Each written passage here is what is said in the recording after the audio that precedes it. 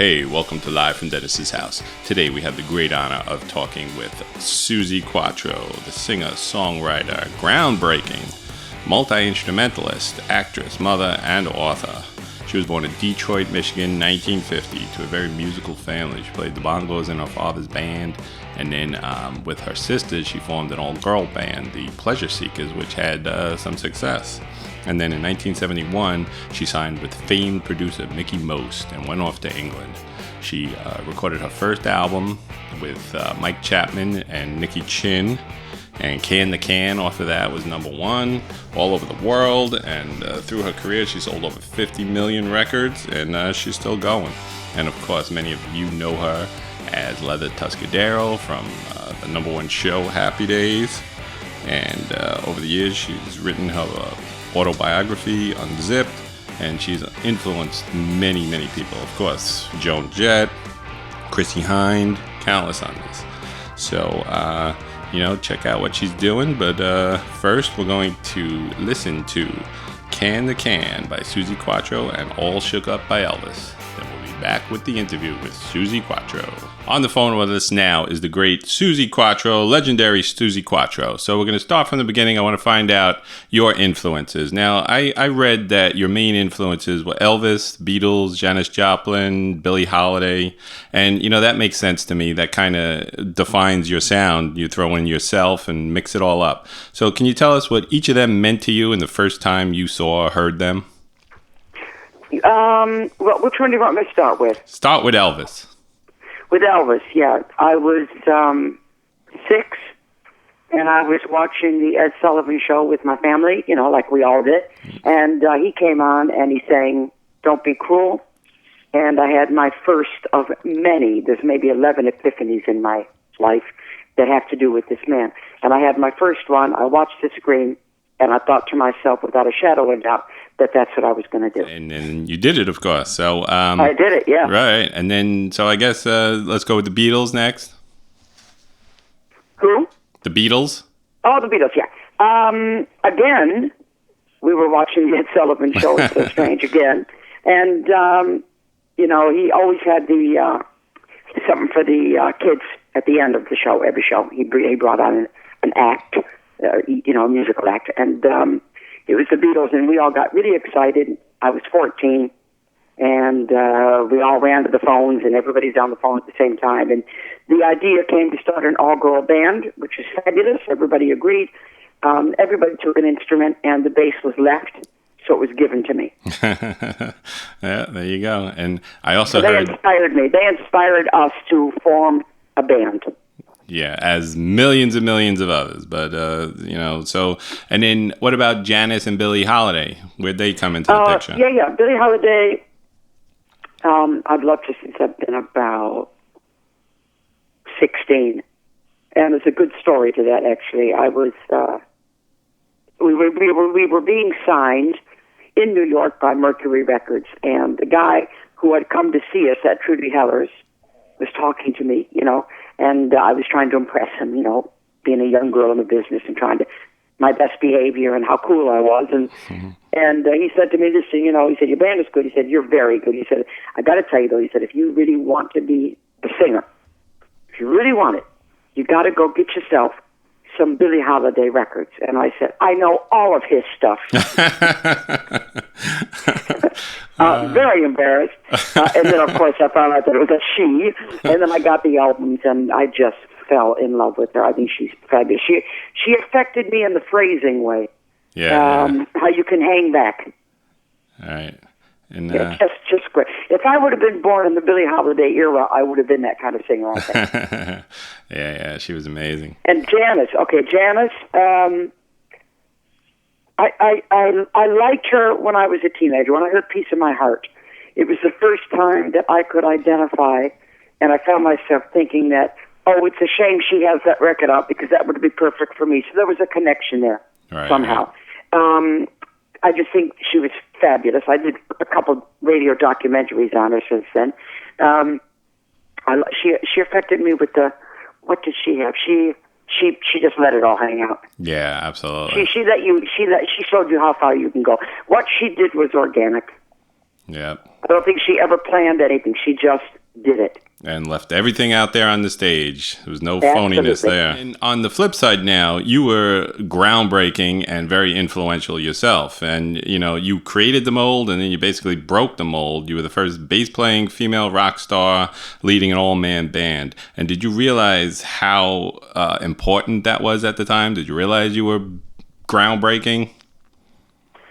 Well, I can't say that that's the reason I did what I did, because I just did it because I had to do it ever since Elvis, I never honestly thought of myself as a girl musician.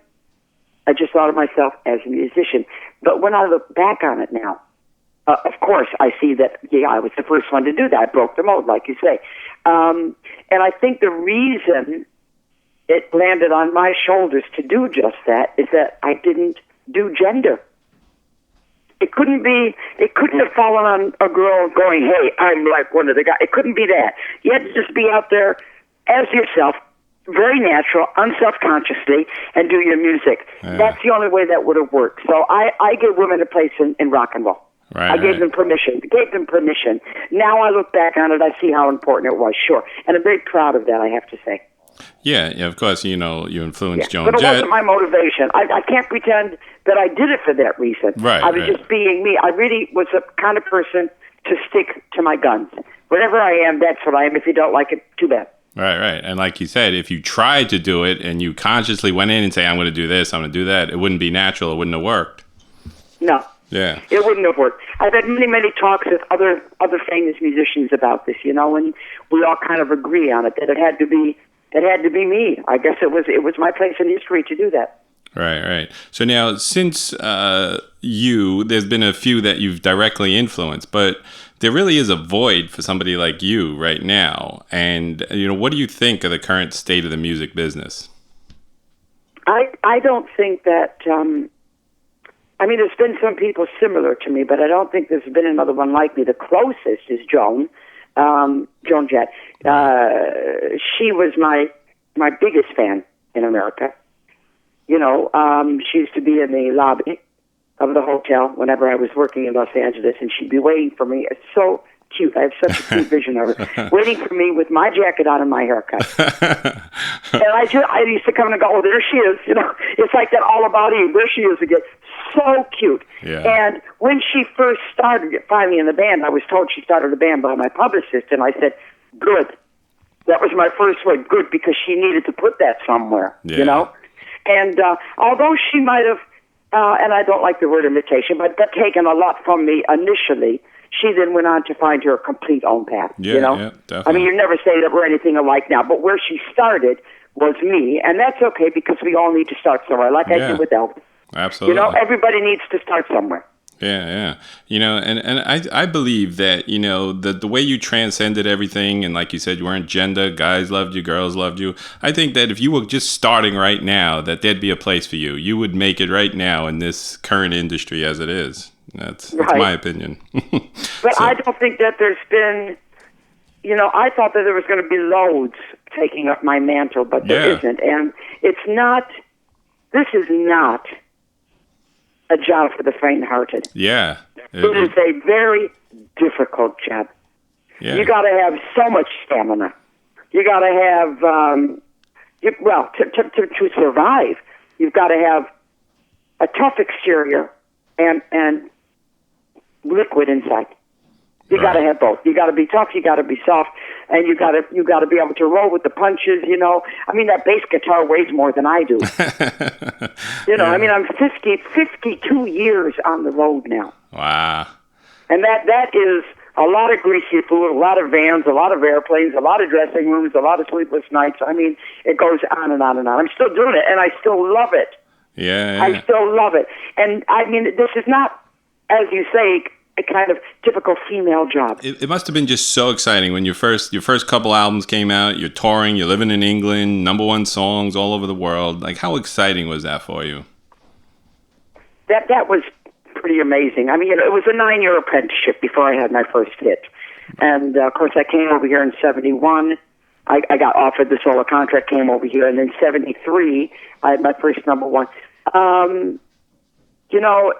I can't say that It's not egotistical what I'm saying. It's just the truth. I can't say I was surprised because I believed in me, and I was always waiting for that to happen. Then it happened, and I thought, "Yep, here we are." About time. I was right here. You know what I mean? And you got to have that belief, or you're not going nowhere. Oh, of course. Yeah, absolutely. And it's a tough business. Yeah. So now you toured with everybody at this time. You played with Alice Cooper, Kiss, Tin Lizzy, everybody. Do you remember like what show you enjoyed the most, and what was the biggest crowd you ever played for? I think the biggest crowd was near Philadelphia, and it was 60,000 people. Wow. That was amazing. That was quite a long time ago. It was 75, might have been 74, 75. I mean, there's been so many magical gigs, you know. I could never just pick one. Right. I mean, my 50th birthday in Berlin at the Valbuna, which is the biggest outdoor place there, that was 22,000. You know, my 50th. I mean, if you're going to turn 50, that's the way to do it. Right. You know, but I mean, I've done some wonderful shows in Australia. There's my 32nd tour coming up there. Just so many highlights. I'm still having highlights. Right. Yeah, we're gonna get to your current tour soon. So now, at this time, you're a beautiful young girl surrounded by guys all this time, and they must have been absolutely crazy for you. How did you handle this at this time, being a young girl? Well, it's so funny. Lucky for me, I grew up in a big family, and I didn't grow up with this feeling that, oh, I'm gorgeous. So that was good. I don't think I am now. I bet that isn't in my vocabulary. I just think I'm cute. You know, so when everybody starts going crazy for you, you don't actually take it serious because you know, I just see little Susie in the mirror, you know, and I think, what are you doing, you guys? You don't get it. But it's better to be that way than be told you're gorgeous your whole life and then go over the top with it, you know. So right. I always had my feet very, very firmly on the ground. I didn't take it serious. That way I thought it was flattering, of course. And, you know, Mickey Most told me that, this is the guy that brought me over. He said that I'm lucky because the guys would fancy me and the girls would want to be me. Right. But yep. I don't take it serious, if you see what I mean. Right. I mean, I get told all the time that I was these guys' pinups. Yeah.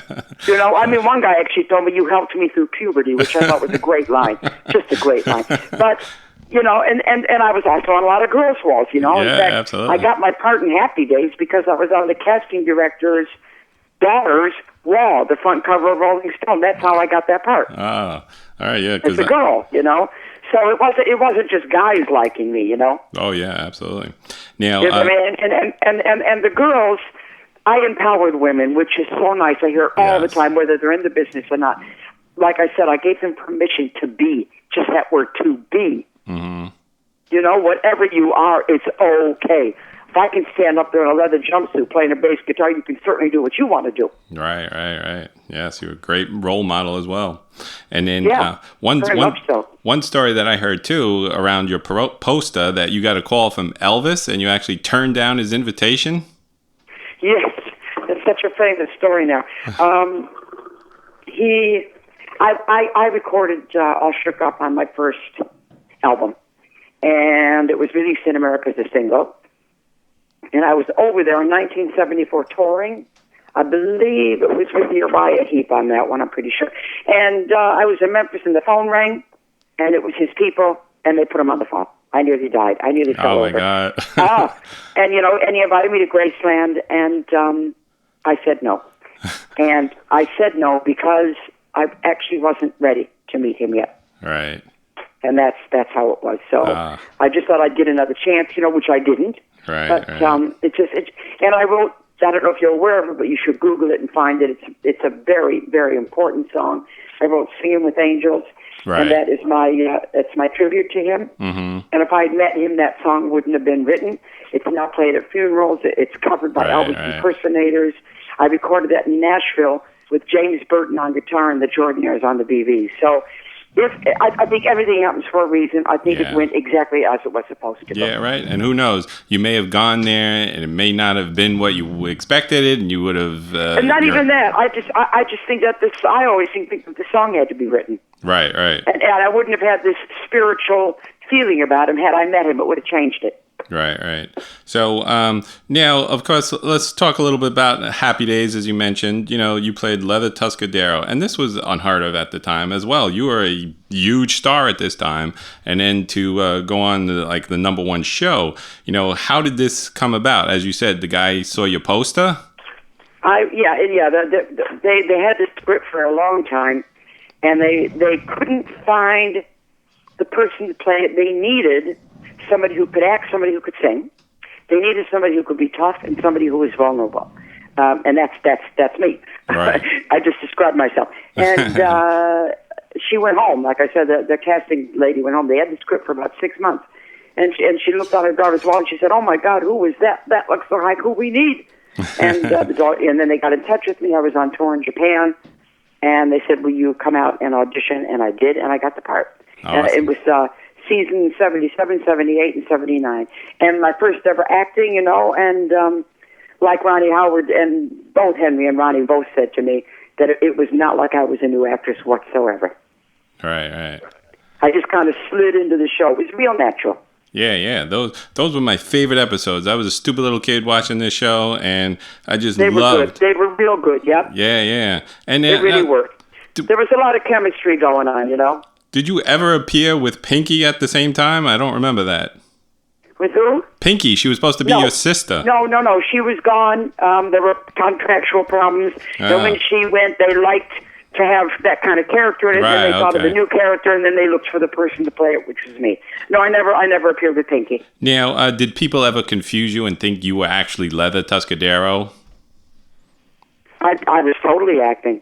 No, but I mean, did people on the street say, "Oh, look, there's Leather Tuscadero"? Oh my God, all the time.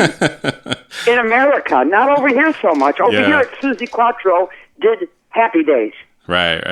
Over in America, it's, oh my God, there's Leather Tuscadero, because it was such a big show, I got about 5 more minutes, okay? Okay, so let's fast forward today. You had an amazing career, done it all, music, acting, stage, writing. You're still doing it 50 years later. You look great, you sound great. You got a new album, new tour coming out, QSP. Tell us what this is about. Oh, I'm so excited. I was just rehearsing it, actually, because we're rehearsing on Monday. It was an idea my husband had about 10 years ago. Because we worked together a lot, and it was, we were discussing different ways musicians play, and I said, I'm one of these organic, and, I feel right. What I play feels right. And my husband said, you know what? Andy Scott from The Sweet would be a great guitar player for you. I said, yeah. And he said, and Don Powell from Slade on the drums. I said, that's perfect. Super group. Absolutely. And then 10 years later, we finally got it together.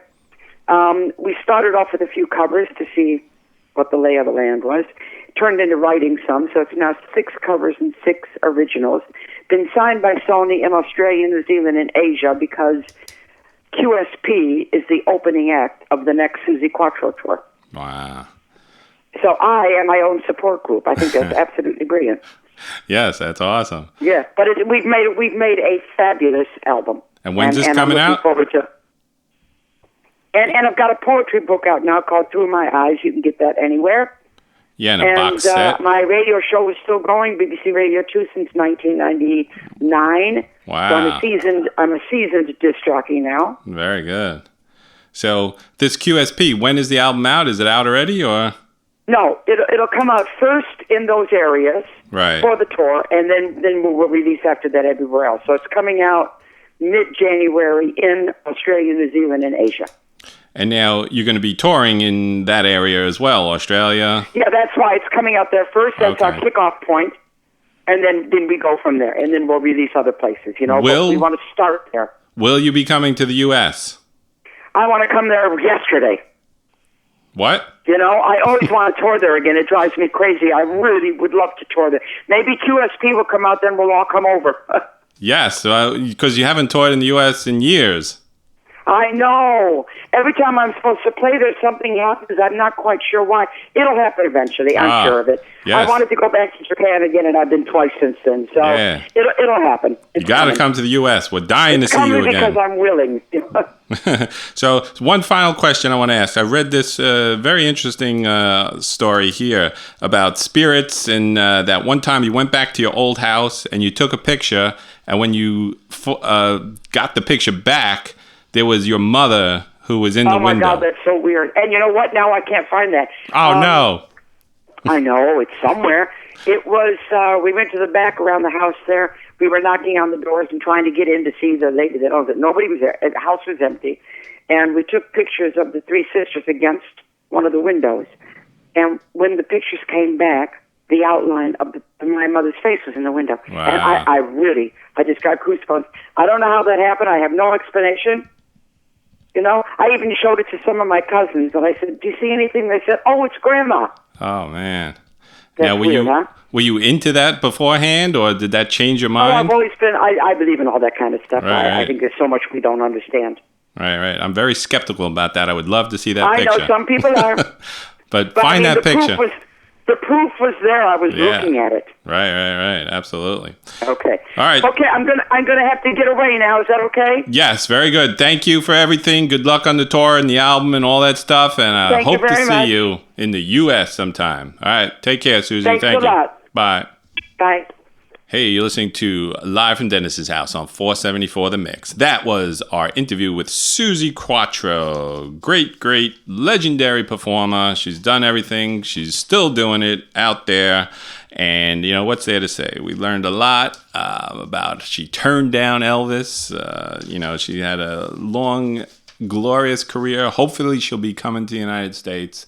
That would be a great treat. You know, I've never seen her in concert, but I would love to now, definitely. And that new super group that she has, QSP, with the guys from Slade and Sweet, other great glam groups of the 70s. So, you know, you gotta go check out all these albums that I'm holding in my hand now. Suzi Quatro doing a lot of good stuff. Watch her on Happy Days. You can hear her on the radio, BBC 2 if you get that in. Get her book, box set, you know, a whole bunch of stuff out there. So we're going to wrap this show up now. So we're going to go out and we're going to play Devil Gate Drive by Suzi Quatro and Come On Feel the Noise by Slade. Live from Dennis's house, 474 The Mix. See you next time. Yeah? How you doing out there? You want a new dance? I got a new dance, and it's going to be done by a friend of mine, soon to be a friend of yours. That's right, Leather Tuscadero, right now.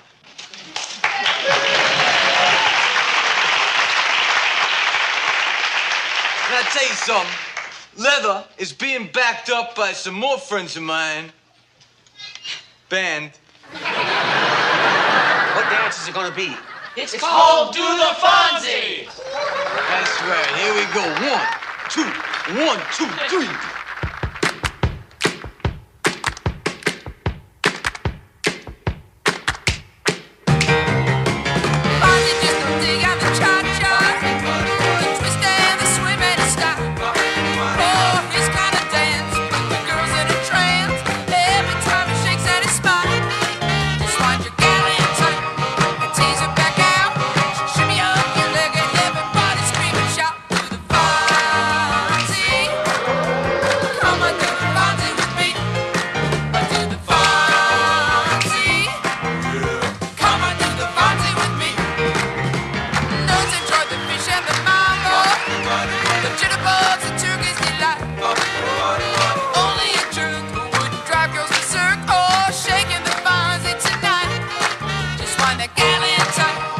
Tease her back out, oh, she shimmy